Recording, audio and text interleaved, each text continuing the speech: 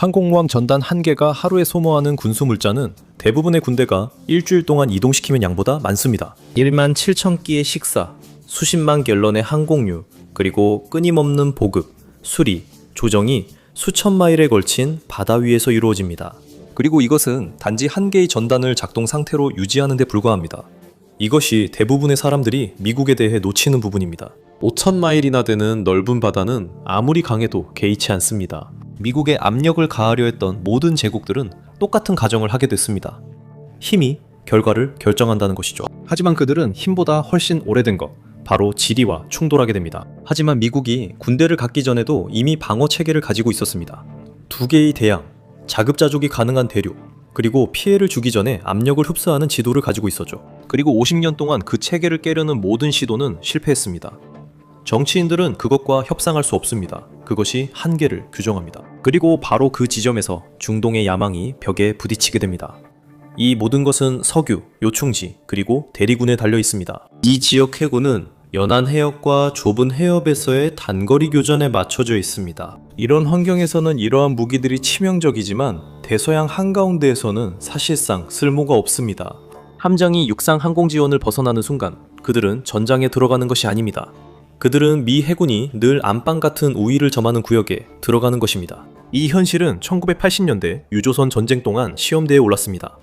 지역 세력들은 페르시아만을 압박지점으로 만들기 위해 해상 운송로에 기뢰를 설치하려 했습니다. 이는 미국을 후퇴시키기 위해 전 세계적으로 보험료를 올리려는 시도였습니다. 분쟁으로 인해 보험료가 급등하고 공급망에 일시적인 불안이 있었지만 폭력은 미국 본토에서 7,000마일 떨어진 한정된 지역에만 엄격히 국한되었습니다. 지역 행위자들은 자기들 앞마당인 해역에서 선박 통항을 방해했지만 그 압력을 그 밖으로 확장할 능력은 전혀 없었습니다.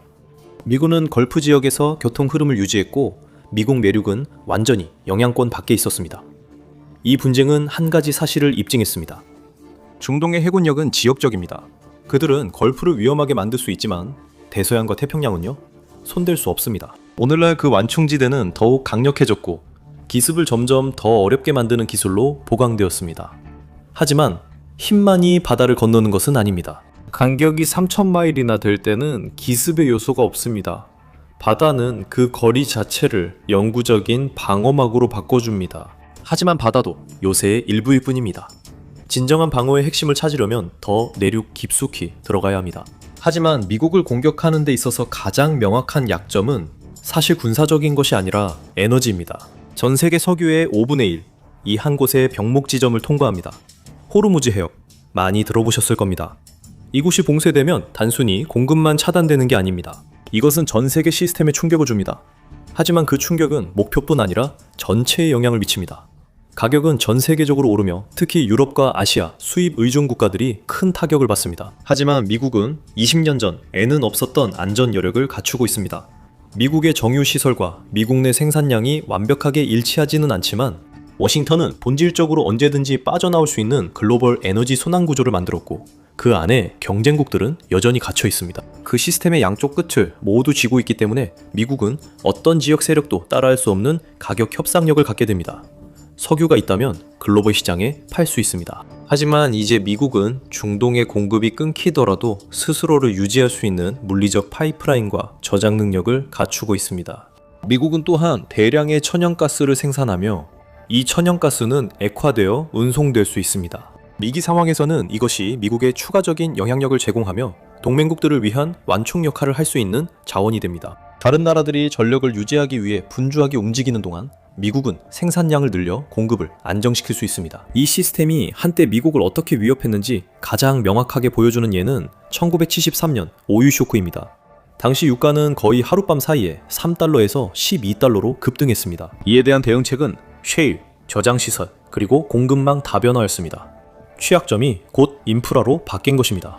오늘날에는 호르무즈 해협이 봉쇄되는 것과 같은 혼란이 발생해도 공급이 중단되기보다는 가격이 오르는 현상이 나타납니다. 미국은 그 지역에서 약 8% 정도의 석유만을 수입하고 있기 때문에 영향이 훨씬 덜 직접적입니다. 걸프 국가들은 미국보다 자국 경제에 더 큰 피해를 입힐 위험이 있습니다. 여전히 세계를 흔들 수 있는 지렛대이긴 하지만 이제는 시스템을 무너뜨릴 수는 없습니다. 석유로 시스템을 무너뜨릴 수 없다면 다음 수는 그 안에 머무르는 비용을 높이는 것입니다.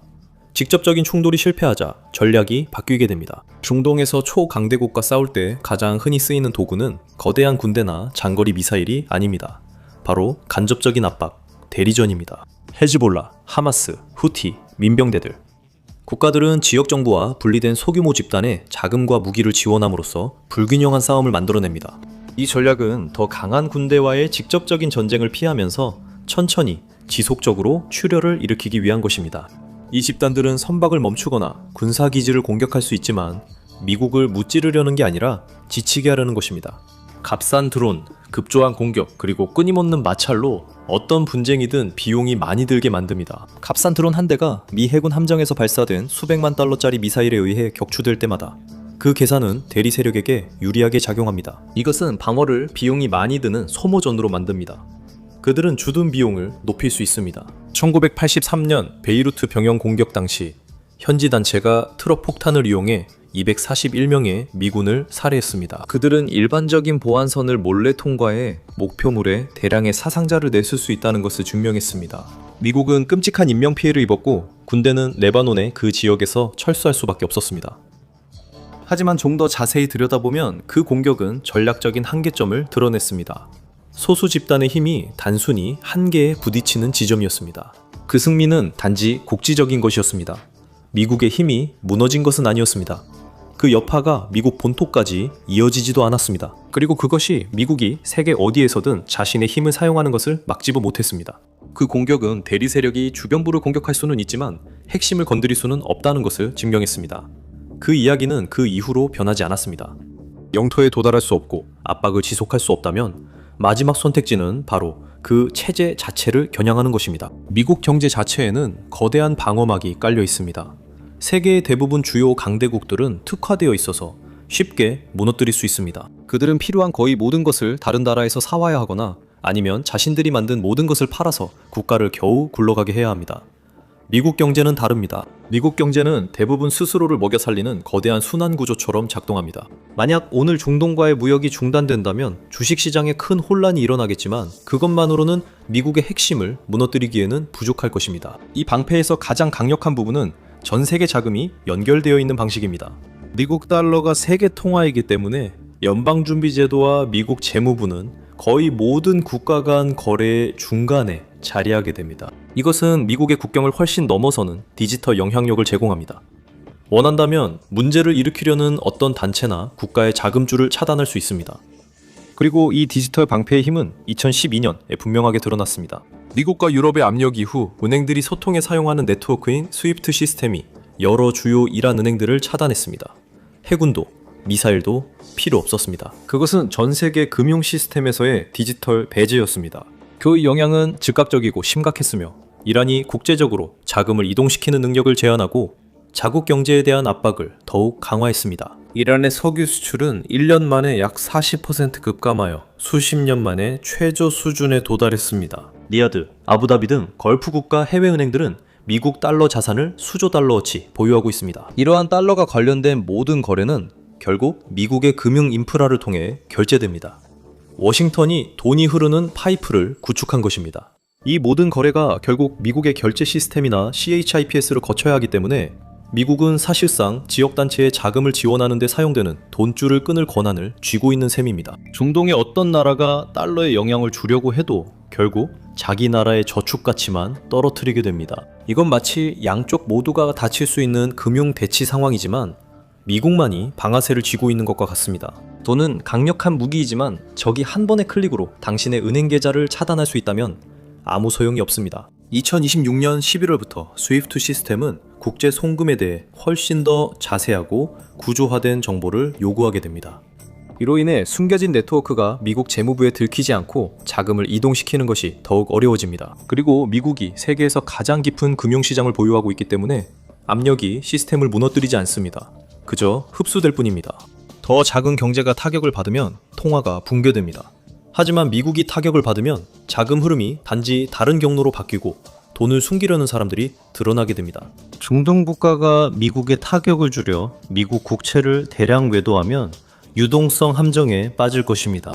시장이 워낙 깊어서 심지어 공조된 매도세가 일어나더라도 안전을 추구하는 다른 투자자들에 의해 흡수될 것입니다. 매도자는 대규모 자본을 맡길 만한 대안이 거의 남지 않게 될 것입니다. 실제로 이것은 미국에 대한 광범위한 경제적 공격을 지속하기 매우 어렵게 만듭니다. 무역전쟁이나 금수 조치는 이익에 타격을 줄 수는 있지만 국가의 방벽을 무너뜨릴 수는 없습니다.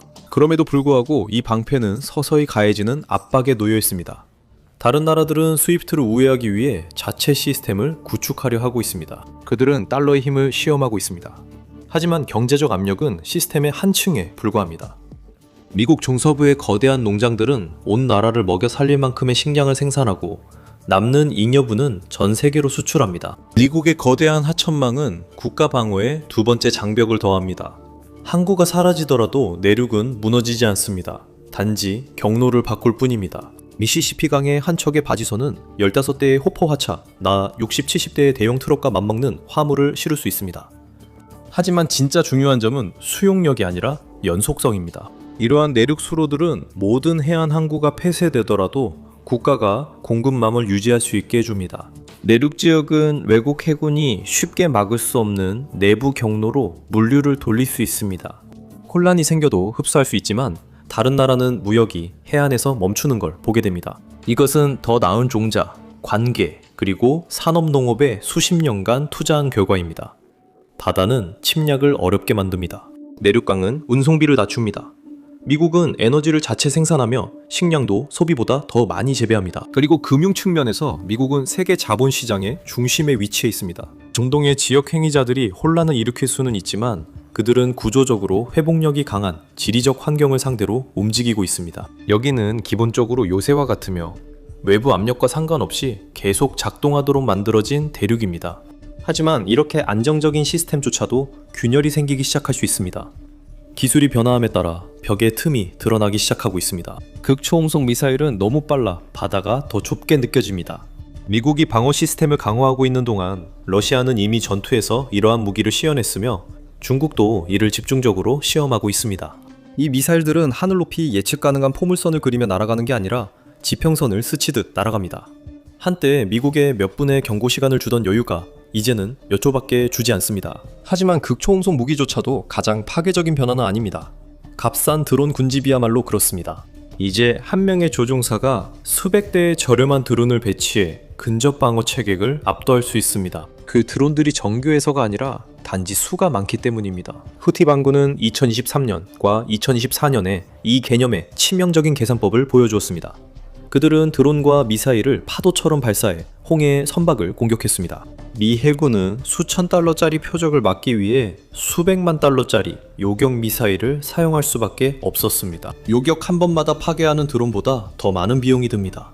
미국의 미사일 방어 신뢰성을 뒷받침하던 수학적 계산은 값비싼 위협을 전제로 만들어졌습니다. 이 시스템은 사막에 숨겨진 값싼 이동식 발사대에서 동시에 발사되는 수십 개의 장치를 상정하고 만들어진 것이 아니었습니다. 그리고 극초음속 무기와 달리 드론 군집 기술은 이미 확산되고 있습니다. 이란은 이를 공급하고 있고 북한도 개발 중입니다. 진입 장벽이 충분히 낮아서 비국가 행위자들도 이미 대규모로 이를 운용하고 있습니다. 중동에서 시작된 전술이 꽤 빠르게 전 세계적인 전술로 변하고 있습니다.